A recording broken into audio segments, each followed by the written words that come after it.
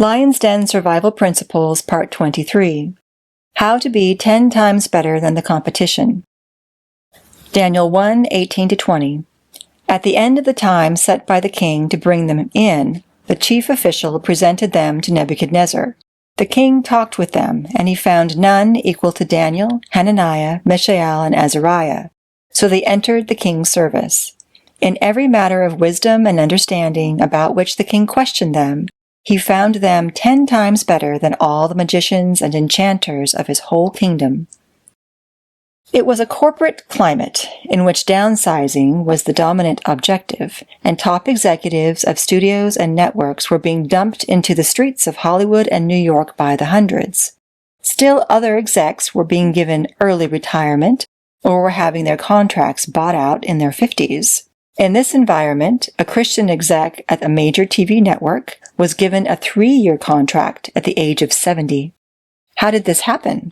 Well, everyone inside and outside the network knew how valuable he was to the company. He was outstanding. When Nebuchadnezzar looked over his new crop of graduates from Babylon's officer candidate school, 4 men stood above the rest. He perceived them as 10 times better than the rest of the candidates.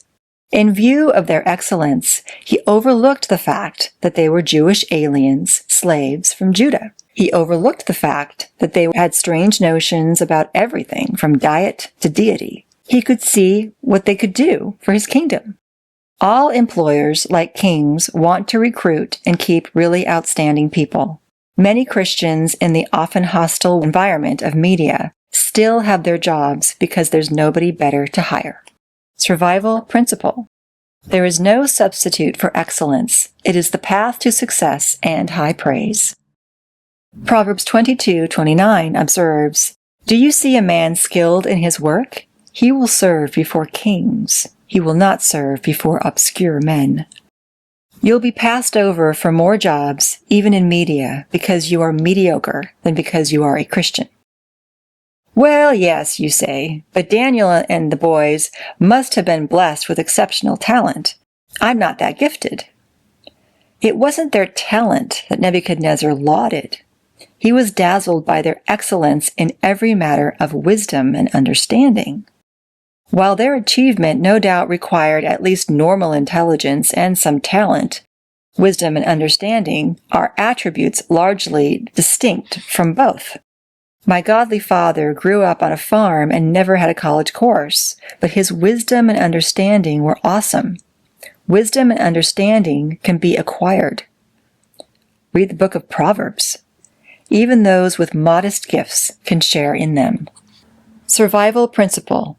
Character and wisdom are acquired, not innate, and, in the long run, will overpower talent and charisma.